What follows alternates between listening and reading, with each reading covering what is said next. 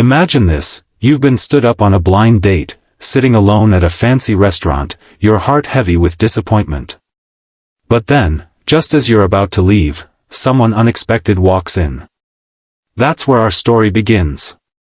If you enjoy stories that touch the heart, make you smile through tears, and remind you never to give up on love, don't forget to hit that like button and subscribe, because you won't want to miss what happens next. Sophia Khan had everything people thought they wanted: power, success, and respect. As the CEO of one of the fastest-growing tech companies in the city, her name was on magazine covers, her speeches inspired thousands, and her decisions shifted markets. But behind the glossy headlines, Sophia's world was very different. A car accident 2 years earlier had left her paralyzed from the waist down. The confident woman who once walked into boardrooms commanding attention now moved in silence, her wheelchair both her strength and her cage. She rarely let anyone see her vulnerability, but loneliness weighed on her. Friends and colleagues admired her brilliance, but very few ever looked beyond the title, CEO. Romantic relationships? They felt impossible. She told herself she didn't have time for them anyway, yet in the quiet of the night, she longed for someone to look at her and see Sophia, the woman, not the chair.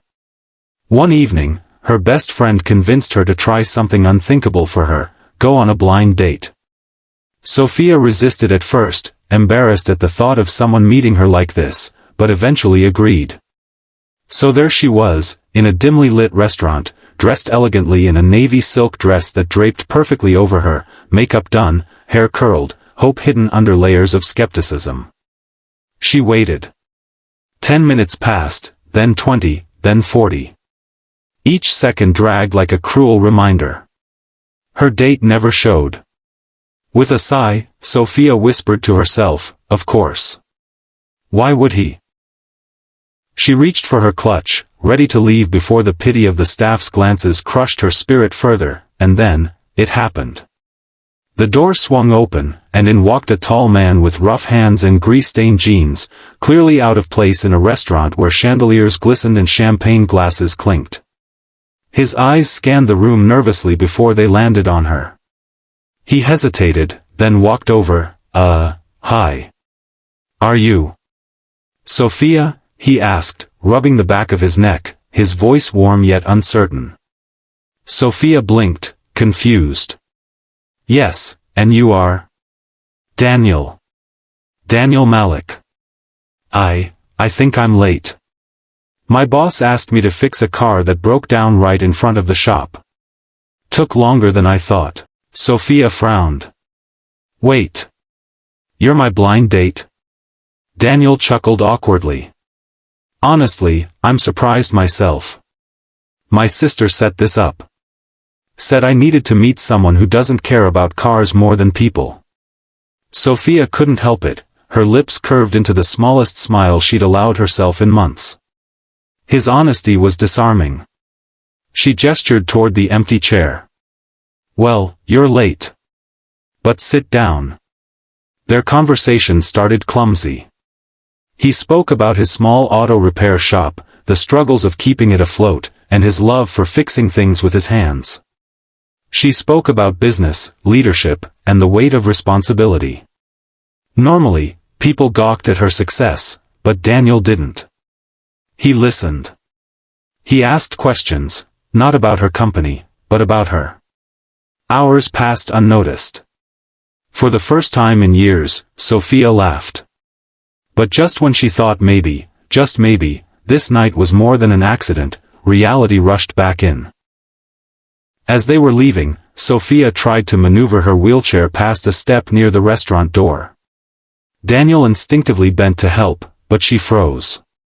"I can do it," she snapped, harsher than intended. She hated that part, the moment people saw her struggle. Her walls shot up instantly. Daniel straightened, giving her space. "I know you can," he said softly.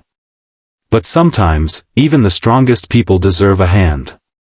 The words hung in the air. Sophia didn't reply, but something inside her shifted. Over the following weeks, they kept meeting, coffee dates, late-night talks, even visits to his garage where she teased him about always being covered in oil. Still, Sophia's fear gnawed at her. Could someone like him, simple, hard-working, unpolished, truly want someone like her, with all her scars and limitations? Her doubts came crashing down one rainy evening. She was stuck in her office late, the elevator broken, and her wheelchair couldn't handle the stairs. The building emptied, her calls unanswered. Panic welled up, until she heard footsteps. Daniel. He'd come to surprise her with dinner. Without hesitation, he lifted her gently, carrying her down the stairs, not with pity but with care. "See," he whispered, meeting her eyes. "You don't have to fight the world alone." Tears blurred Sophia's vision. No boardroom victory, no magazine cover, no award had ever touched her like this. For the first time since the accident, she felt seen. Their love wasn't perfect. They argued, clashed over differences, and faced the whispers of those who didn't understand what a CEO saw in a mechanic, or what he saw in her.